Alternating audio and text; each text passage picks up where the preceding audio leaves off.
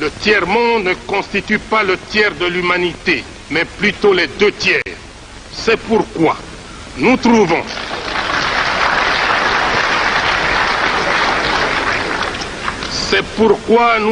qu'en fait, le terme de tiers-monde s'accompagne d'une idée de mépris et par conséquent cette appellation est surannée. Pour les gens qui l'ont inventé, il existe des pays qui forment le bloc de ce qu'on appelle l'Ouest et les autres qui forment le club de ce qu'on appelle l'Est. En dehors de cela, on met tous les autres dans le même panier sous le vocable de tiers-monde. Le mépris qu'éprouvent certains pays colonialistes ne s'arrête pas là, car ils avaient commencé par appeler les pays dits du tiers-monde pays arriérés.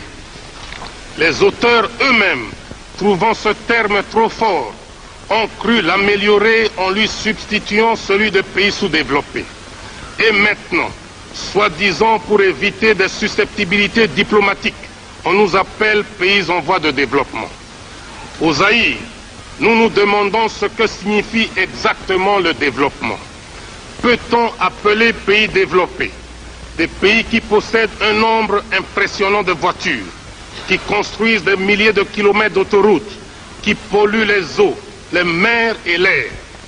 Faut-il appeler pays sous-développés ceux dont les habitants sont pauvres, certes, mais équilibrés, où l'on compte moins de cas de suicide, où il y a moins de meurtres et moins de déséquilibrés et de sadiques?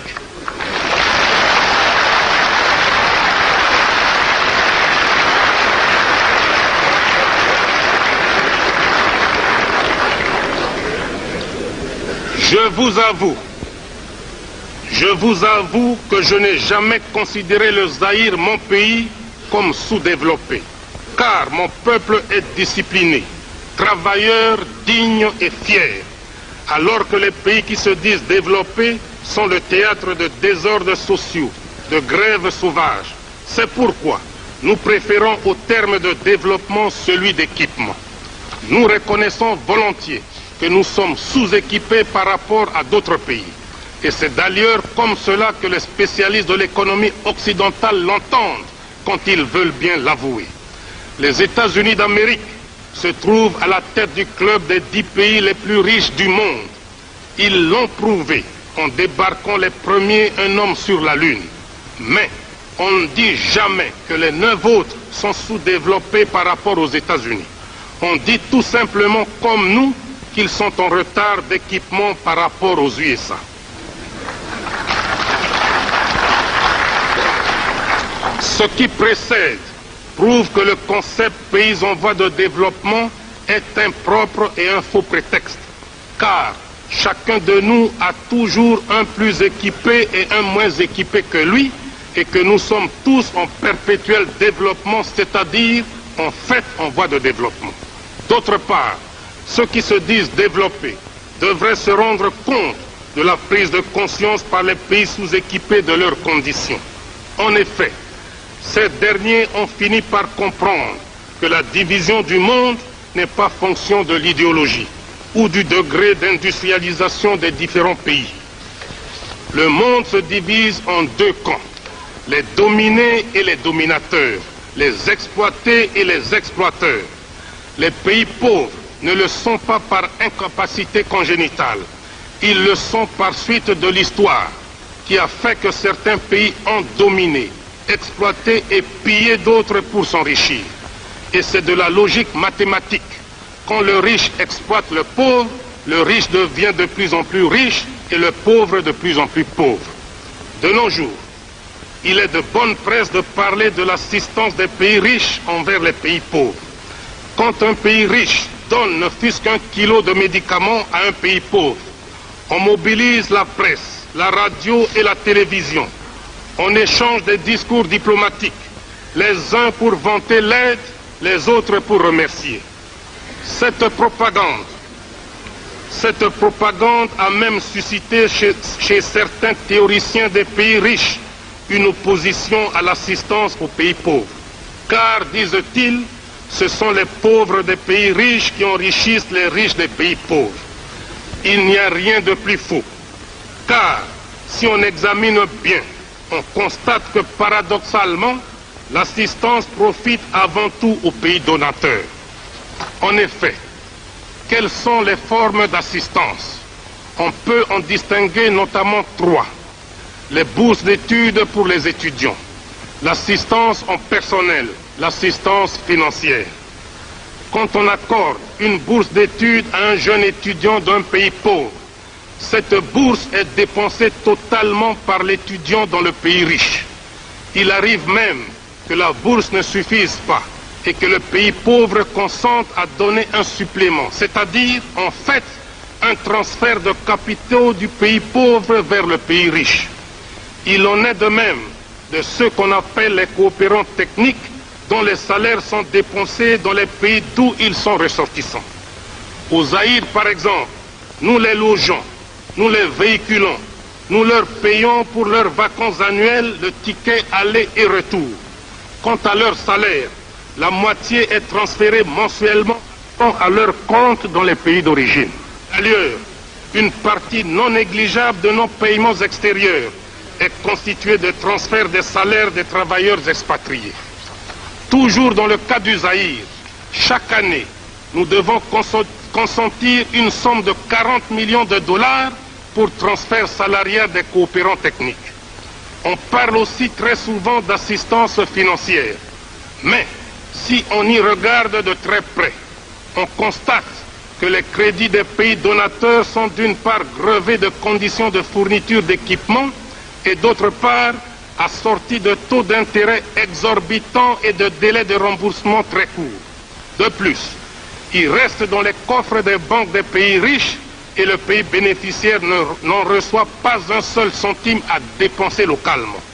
Il se passe donc comme si l'on finançait un pays pauvre sans que celui-ci ne bénéficie de ce financement. On dirait, pour utiliser le langage des financiers, que nous assistons là à une espèce d'autofinancement des pays riches eux-mêmes. Bien plus, mon pays transfère annuellement vers l'ancienne métropole, pour paiement de services et de dividendes des sociétés privées installées chez nous, une somme allant de 300 à 350 millions de dollars. C'est pourquoi je me demande finalement qui assiste qui. Je suis convaincu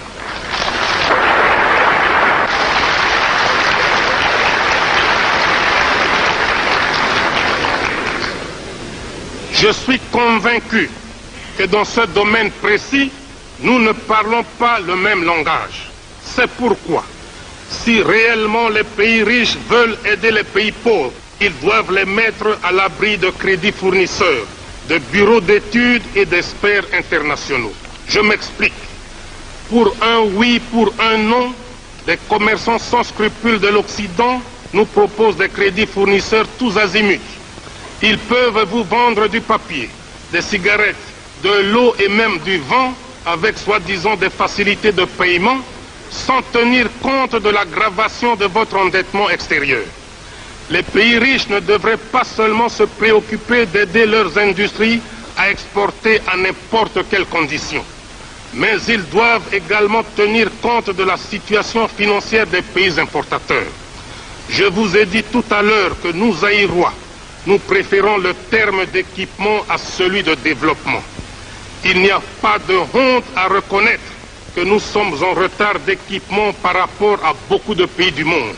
Cela est dû surtout à un manque de cadres suffisants. Ce déficit en cerveau a créé une catégorie d'individus qu'on appelle les experts. Les 10 experts devraient être appelés pour un travail précis et pour un temps limité, en attendant la formation de leurs homologues. Mais, au lieu de se considérer comme des éléments de conjoncture, ils tiennent à s'attacher à leurs fonctions, notamment en travaillant en vase clos, cachant les dossiers pour qu'on ait éternellement besoin d'eux. Quant au bureau d'études, ils sont comme la langue des autres, la meilleure et la pire des choses. S'il est vrai qu'un bon bureau d'études pour faire une étude utile au pays, il est aussi vrai, hélas, que chaque bureau d'études ne fait pas souvent son travail pour aboutir à une solution, mais pour identifier de multiples problèmes qui suscitent de nouvelles études. Beaucoup de bureaux d'études ne font donc pas leur travail pour solutionner un problème, mais pour se ménager de nouveaux marchés. Si j'émets des critiques sur l'organisation d'assistance technique, ce n'est ni pour le plaisir de le faire, ni que je ne remercie pas sincèrement tous ceux qui ont aidé mon pays à sortir de cette difficulté, mais parce que j'estime qu'il y a d'autres voies plus désintéressées et plus efficaces. Je n'en veux pour preuve que la coopération sino-zaïroise. En effet, depuis le mois de janvier de cette année, le Zaïre vit une expérience unique dans le domaine de la coopération. Il s'agit de l'aide que la Chine consent à mon pays. Aux assistants techniques chinois, nous ne payons pas de billets d'avion et nous n'effectuons aucun transfert salarial dans leur pays d'origine. Les experts chinois adoptent le mode de vie de leurs homologues zaïrois. Le chinois se déplace, loge et se nourrit exactement comme son homologue zaïrois. Dans le domaine de l'assistance financière, la Chine nous a accordé un crédit important à très long terme et sans intérêt. Voilà, à mon avis, un bel exemple à suivre quand on veut aider un pays sous-équipé.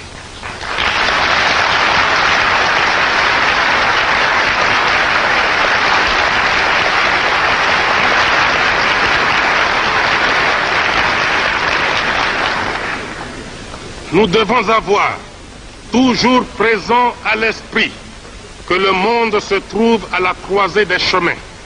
Il n'est plus divisé par l'idéologie, même pas tellement par les races ni par la géographie politique, mais par des moyens économiques. Et c'est là que réside aujourd'hui le véritable nœud des relations entre les pays du monde. Plus d'une fois, les pays pauvres ont lancé des cris d'alarme auprès des riches pour comprendre leur situation précaire dans le monde économique d'aujourd'hui. Le dernier sommet des pays non alignés à Alger, dont le compte-rendu sera donné à cette tribune par le président en exercice, Boumedienne d'Algérie, a souligné sans équivoque le danger de laisser persister une telle situation d'une injustice flagrante. Nous avons plus d'une fois dénoncé le scandale de la détérioration des termes de l'échange, et certains théoriciens de l'Occident, pour se donner une conscience tranquille, essaient de démontrer que la qualité des produits finis a augmenté, alors que les matières premières étaient restées les mêmes, que donc il est logique que les produits élaborés se vendent beaucoup plus cher que les matières premières. De telles théories dénotent une mauvaise foi manifeste. Prenons un exemple.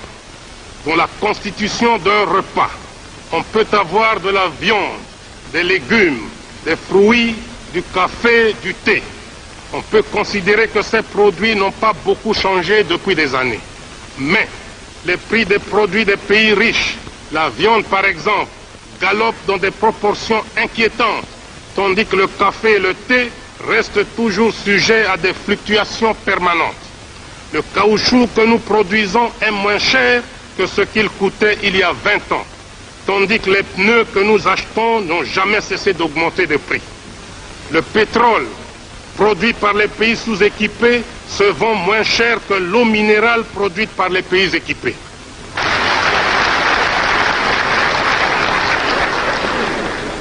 Tout cela a comme conséquence l'amélioration sensible du niveau de vie des pays équipés au détriment des pays sous-équipés.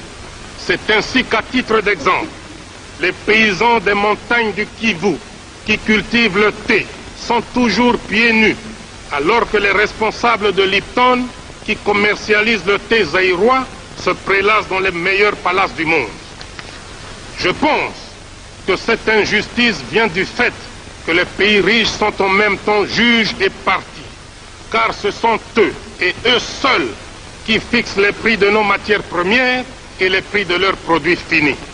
Cette situation est souvent aggravée par la politique des grandes sociétés multinationales qui, quand elles investissent dans un pays donné, elles ne s'intéressent pas à celui-ci, mais uniquement à leur profit. Et quand ces sociétés s'installent chez nous, elles ne créent pas une nouvelle société, mais une dixième, une centième, si pas une millième de leurs filiales.